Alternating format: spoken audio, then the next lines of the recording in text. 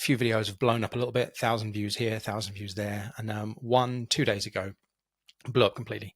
46,500 views in 48 hours, 300 odd comments. And wow, the comments section on TikTok. I was not prepared.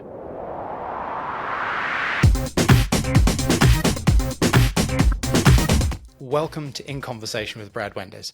This is episode 20, another creator update for you. It's been a wacky week or two in the creator space that I'm working in. Apologies for anyone watching this on YouTube that my shirt might change during it, as it's been a busy week, so I have recorded this in 2 sittings. I'm now 6 months and 20 videos into doing this. YouTube has gone from 0 to 187 subscribers, so thank you very much, and 147,000 views in 6 months, so I can't argue with that. Thank you so much. Highest view video was a short, which has had just shy of 11,000 views at the time of recording.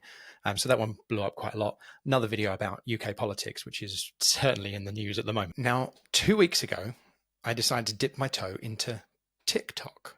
And well, what can I say? That's been an interesting experience. I was not prepared for TikTok. I've been posting the same shorts as I put out on YouTube. I turned off notifications, just kind of left them to it. So my TikTok videos will be going out a couple of times a day, seeing what traction they get. And in 2 weeks, got 114 followers, which is, that's pretty good. Few videos have blown up a little bit, 1,000 views here, 1,000 views there. And one 2 days ago blew up completely. 46,500 views in 48 hours, 300 odd comments. And wow, the comments section on TikTok. I was not prepared. My apologies if I didn't reply to you. I don't have enough hours in the day to run a business and reply to everyone on TikTok. But TikTok's been an interesting one. If you're a small creator and you want to dip your toe into TikTok, I have absolutely no idea what goes viral and what doesn't. But one video doing, 46,000 views, a few others doing 1,000 views here and there. Top tips at the moment, I would give you guys: post regularly. I'm doing 2 or 3 videos a day on YouTube, 2 or 2 videos a day on TikTok, video a week on Instagram. I'm not putting my Instagram stats in with the creator stats because I already had an Instagram account that had a couple of thousand followers, so everything's a little bit skewed. I'm sure my family are sick of seeing podcasting and interviews and politics when it used to be pictures of motorbikes and my little girl, so apologies for that. But the TikTok space is growing at a much faster rate than YouTube. But wow, the comments and the notifications are mad. There's going to be more mental health content coming over a couple of weeks. I had a wonderful chat with Connor last week, and Connor really opened up about some really personal stuff. And he said he's okay for that to be posted because he feels that, men should be able to talk about things a little bit more. So I'll be posting that later this week. A couple of people shared. Someone remixed one of my videos actually and posted it again. And I didn't really know what to make of that because it was already a short video. It was only about 30 seconds long, so it didn't have a lot of nuance or context to it. And he's clipped out like 5 seconds of it and then shouted at the camera to disagree with what I've said. And actually the point he made, which was around the housing crisis in the UK, I actually agree with the point he was making, but because he's taken the clip so far out of context, what I'm saying doesn't necessarily agree with what he's saying. It was a very interesting conversation. It was a very interesting conversation and I jumped in. I said, I agree with you and you've taken this out of context, but maybe he's just done that for the clicks and the likes.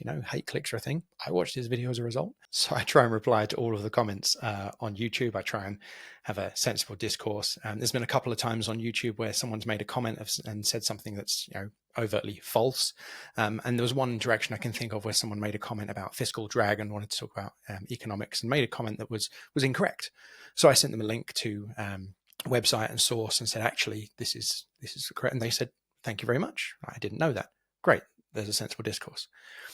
Now, the difference when you're talking about someone's opinion, if you say something that someone disagrees with from an opinion point of view and you disagree and it's an opinion rather than a fact, then you're not always going to agree. You're not always going to find common ground. And that's okay. It's all right to believe different things. It's okay to disagree from an opinion point of view.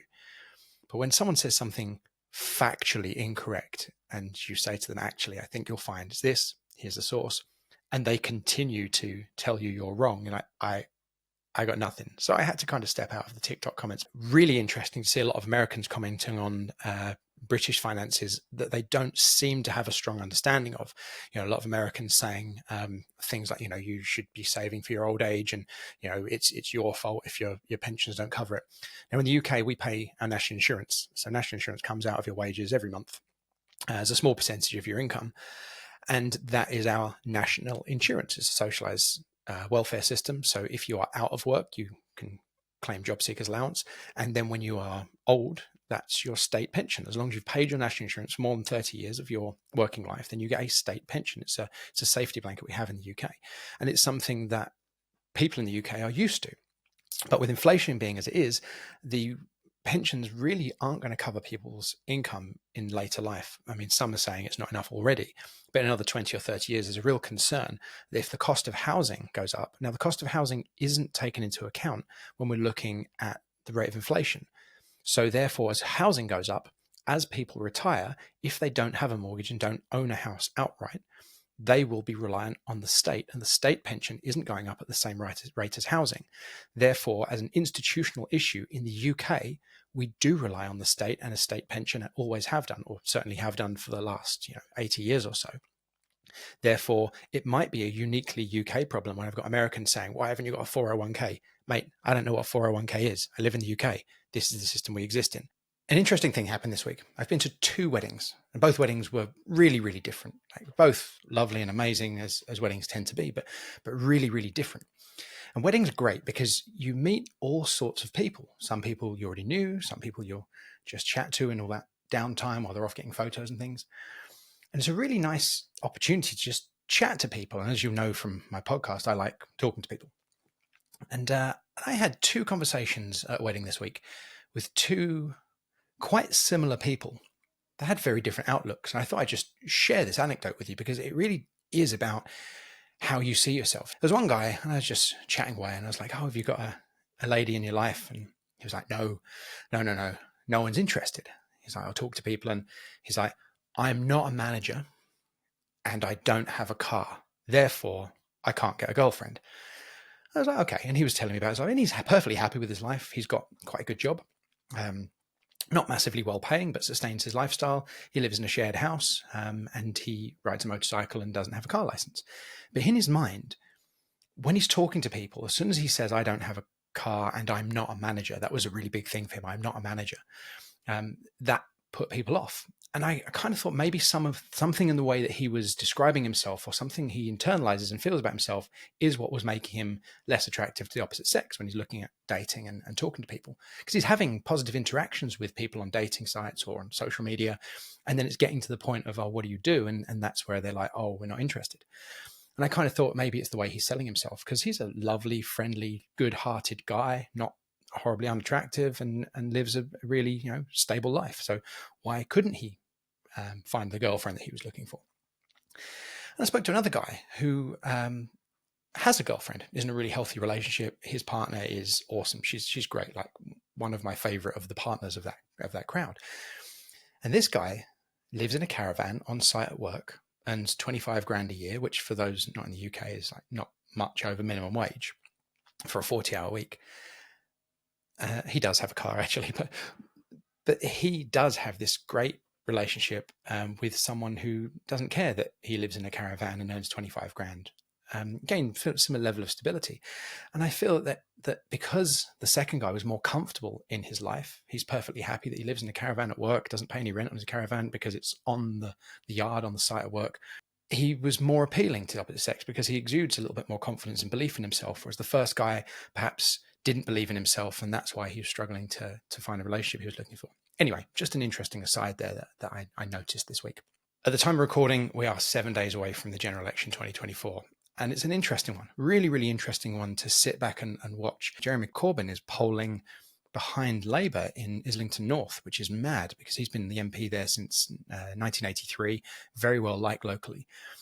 So it is really interesting. It's coming down to the 2 major parties. At the time of recording, according to the BBC polling, we've got Labour on 41%, Conservative on 20%. So there's a huge gap there. And then it kind of trickles down. We've got Reform on 16%, so nipping at the heels of the Conservative Party, which again is interesting itself, that Reform seemed to be taking some of the traditional Conservative votes. Liberal Democrats on about 11%, and the Greens down at 6%, and then SNP kind of 3%. And we go back to the footballification of politics. People are like, well, I vote for that party because that's always been my party.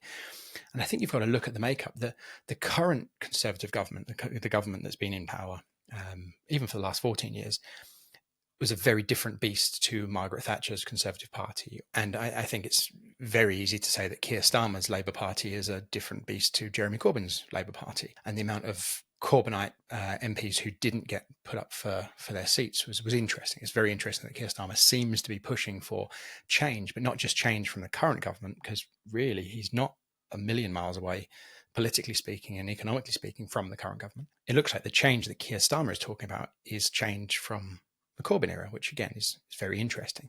I live in North Essex, which is very close to the seat that Nigel Farage is up for this time. And it's interesting to hear what local people think about that, those that don't throw a milkshake at him. And there's a real push in some circles for conservative to be the protest vote to keep reform out, whereas other people are talking about whoever it is to get the Tories out. The Conservative government are quite unpopular at the moment nationally. I mean, the polling evidence is that. My concern, though, when Tony Blair won the landslide in 1997, Tony Blair as an individual, as the future Prime Minister, Tony Blair had a plus 20-point approval rating in the public. So people liked Tony for a little while at least. Keir Starmer as an individual, as a potential politician or potential Prime Minister, is polling personally minus 20 points. So he's already deeply unpopular and he's not even in yet. And it's looking like we're going to see a Labour government with a deeply unpopular Prime Minister. I don't think that's a good position to start from. And the concern is, it's not a particularly big secret that Nigel Farage has political aspirations. He would like more power. I think that's fair to say. And if we are looking at evisceration of the Conservative Party, are we going to see a reform Conservative, some sort of, whether it be a coalition or a merging of the two parties with Farage at the head of it? And if Keir Starmer's Labour government are ineffective, which there's a good chance they will be, they've got to fix 14 years of mismanagement of public finances and the money that was whisked away to Tory donors during COVID, all of the black hole in the finances left by the furlough scheme. They're inheriting a mess, like a real mess. And I don't think they're going to be able to fix it in 5 years. And I think anyone who thinks they would is dreaming, particularly their manifesto, which is not groundbreaking. It's a very safe manifesto, mainly because people don't want to talk about tax increases. And really, to fix the hole in the public finances, they're going to need more money coming in. And tax increases and increased tax revenue is a way of doing that. We can't really squeeze public sector finances much more than we have. We can't have further austerity because the public sector is already on its knees. But that's another conversation. So anyway, we're going to have a relatively ineffective government for the next 5 years with an already unpopular Prime Minister. That's going to give way for a potential Farage Prime Minister in 2029. Labour being seen as the left-wing alternative, which they're arguably not. I'd say the Greens are probably the left-wing alternative at the moment, but they're polling at 6%. So Keir Starmer's not going to do a great job of it. They might split their own party with people on the right and people on the left of the Labour Party. We'll see. And then they're going to lose their seats. They're going to get voted out because they're not going to deliver the change they promised. And we're going to see potentially a massive right-wing resurgence. We're seeing right-wing parties coming in other parts of Europe. It's entirely possible we might see a Nigel Farage prime ministerial candidate in another 5 years' time. And that might fill you with joy. It might fill you with dread, depending on where you lean. But it's just very interesting to observe that I don't think this general election is going to show us fundamental change or reform, whereas 2029, that's going to be when it's going to hit the fan. I don't think we're going to see an improvement in the cost of living. I don't think we're going to see an improvement in people's quality of life in the next 5 years, and that's terrifying. Value added tax, or VAT, V-A-T, in the UK is the third biggest tax source for our government. It's on a majority of goods and services and charged around 20%, or charged at 20%. There are some exceptions and there are some lower rates, but generally VAT is charged at 20% and it's put on top of the sales which goes to the consumer or the business. VAT was introduced in 1973 to replace sales tax, which was a lot more similar to what they have in the United States, for those American people watching that want to understand how this works. Now, people that are in favour of VAT say, well, the more someone spends, the more VAT they pay, because it's the consumer paying it to the business, and the business is simply acting as a tax collector of the government. And people who disagree with that say, well, it disproportionately affects the poor because they're paying a larger percentage of their income on VATable products. Most products and services are VATable. There are exceptions. Interestingly, sensibly, we've got children's clothes, children's food, things like that, you don't pay VAT on. You don't pay value-added tax, luxury tax on these items. There was a big campaign to include women's sanitary products, but I would say that women's sanitary products are not a luxury. That's something people need to buy, but that's another conversation. A lot of people believe that the government should step in and have a sliding scale on VAT or a reduced rate of VAT, a VAT cut, as was done in 2008, 2009, went down to 5% briefly, then up to 17.5% before going back up to 20. A small VAT cut at this stage would really help small business. But as I said, it's the third largest tax revenue for the government, so why would they? Which brings me on to the TikTok comments section. Wow. So I posted a video about VAT and how VAT is painful for small businesses. And that video has had a couple of thousand views. And the TikTok comment section is vicious. I was not prepared for that. And there's one particular guy who's, whether he's trolling or whether he genuinely believes the nonsense he's coming out with is neither here nor there. But I can see this one guy arguing with people in the comment section, saying that VAT does not matter for business, and other people saying, well, you just add it on at the top and it was never your money to start with. And there's a couple of situations in which I think that they didn't consider, because this one trolling guy was saying, VAT doesn't matter to his business. VAT doesn't cost the business any money because you just put it on top. Now, businesses that deal with other businesses, that's generally true, because you've got your price, the cost that your product or service costs. You then put 20% on top, which is your value-added tax, the sales tax we have in the UK. You then sell that product or service to another business, and that business takes that 20% bit at the top and they write that off against their own VAT bill. So business to business, VAT doesn't make a big difference. I know when my business is billing other businesses, organizations that are VAT registered, the VAT doesn't matter. We quote them a price plus VAT because it doesn't matter. The problem you have is when you're dealing with the general public, consumers, because they can't write that off. So that 20% is part of what they pay. It's money that they have to give that they don't get back. It's just part of the price. So when the consumer is looking at a price, they don't care that 20% is VAT. When you're buying your shopping or you're buying whatever it is you happen to be buying, you don't look at it and go, well, I've only got to pay 80 pence in the pound because that other 20% is VAT, and I'll write that off. You won't. The public don't. And someone in the comments suggested that they do, and I have no idea what consumers and what members of the public are writing off VAT. And if you are, please tell me how, because I'd love everything to cost 20% less. We'll talk about fiscal drag first, because this was a conversation that we had a few weeks ago after the increases in minimum wage. Minimum wage in the UK for people over 21 has just gone up to £11.44 an hour. The tax threshold, the most you can earn before you pay income tax, is still £12,500, which means if you're earning minimum wage, you can only work 21 hours a week before you're in the tax threshold, which is 3 years ago when the minimum wage was 20% less, you could work a lot more hours before you reach that threshold. So now people in full-time employment, which is 35, 40 hours a week plus, are going to be dragged into that tax threshold sooner. And there will be cases, not all cases, but there will be cases where people who didn't pay tax before, particularly part-time students, young people, people that are not wealthy, so it's disproportionately affecting the poor, are going to be dragged into paying tax by doing the same number of hours they did, say 21 hours. Even a year earlier, you could work 23 hours a week before you started paying income tax. So it will have a negative effect on some people, and that's fiscal drag when it comes to taxes.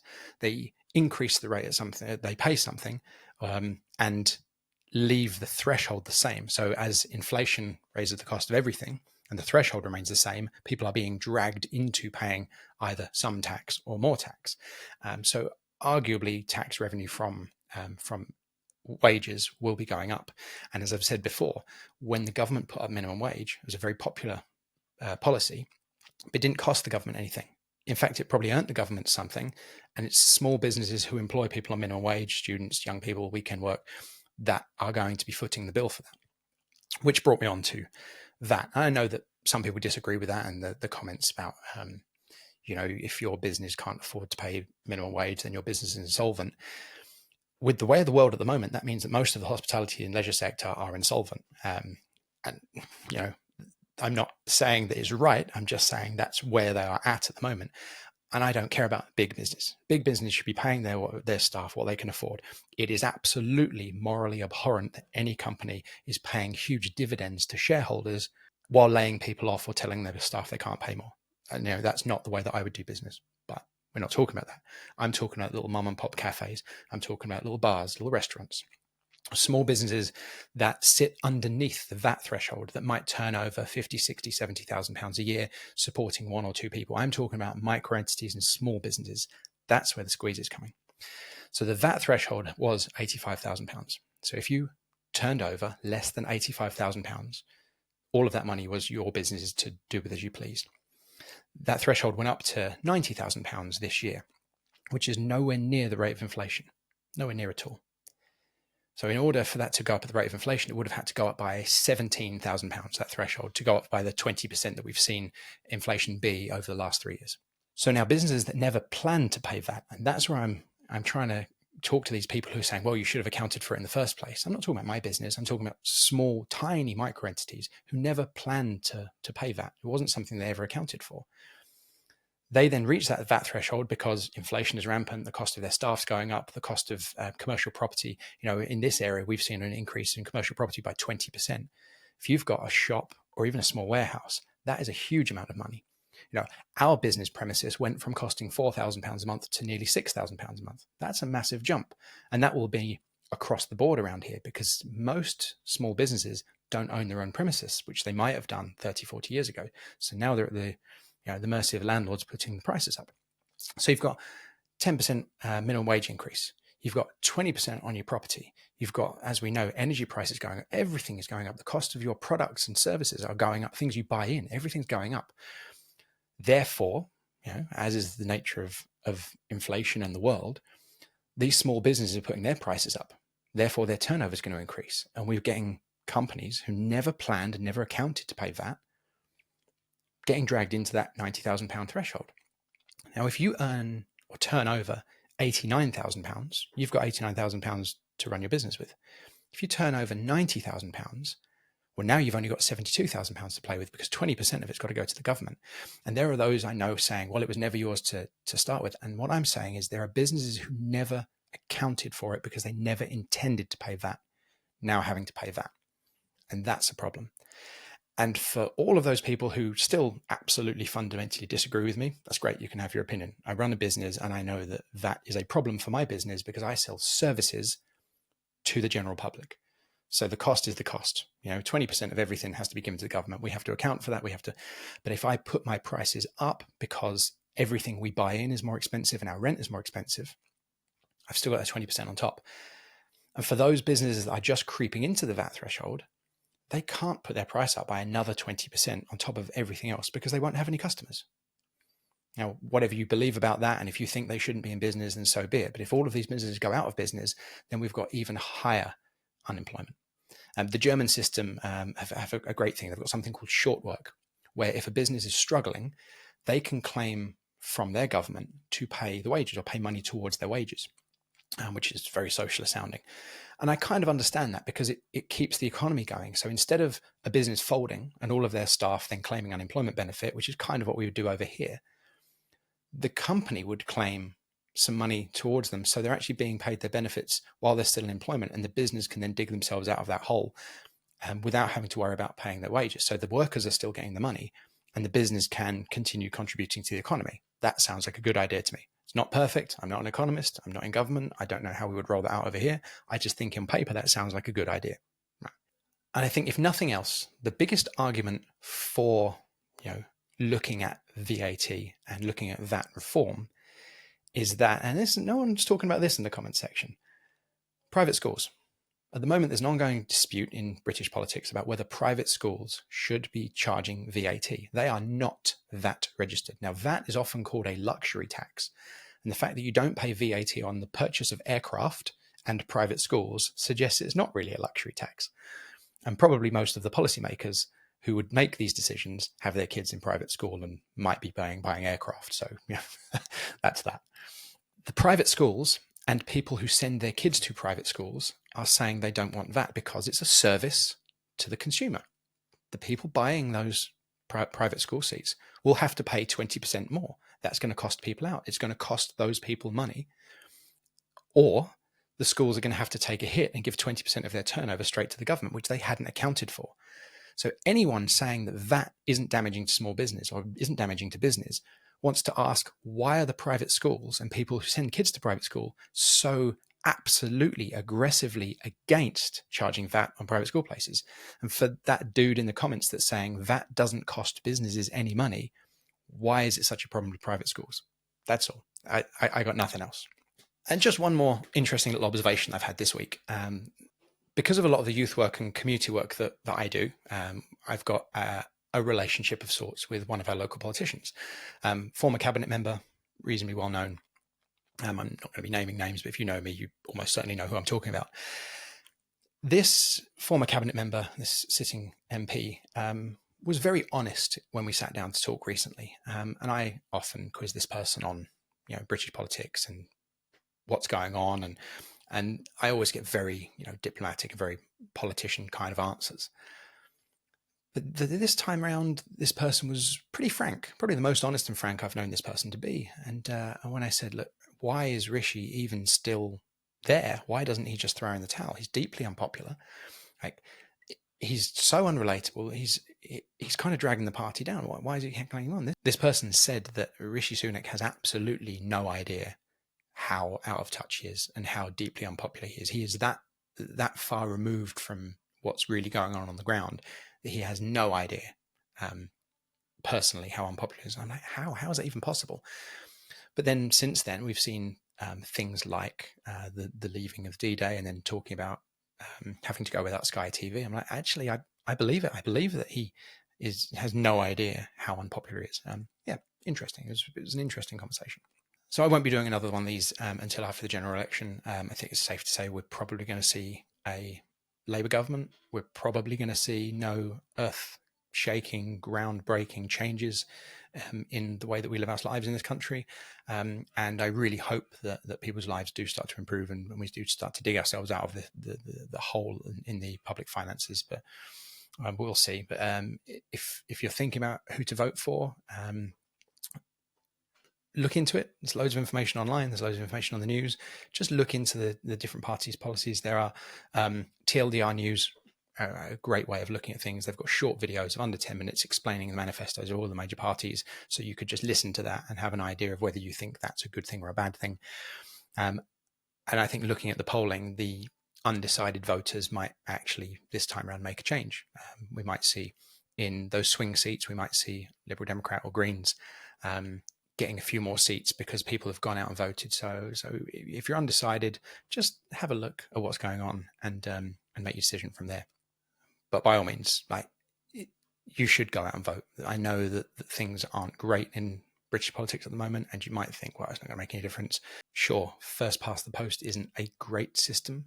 There's very few countries that still use it. Proportional representation would be better, but any government voted in by first past the post is unlikely to change it to proportional representation. But in terms of democracy and getting the parties and the candidates that people want, proportional representation would be better for that, but arguably wouldn't give a strong and stable government, as we'd be looking at probably more coalitions and more splintered parliament. But if things aren't working at the moment, then change is the only option, isn't it? Anyway, have a great week, guys. Go out and vote, and we'll be back with another interview next week.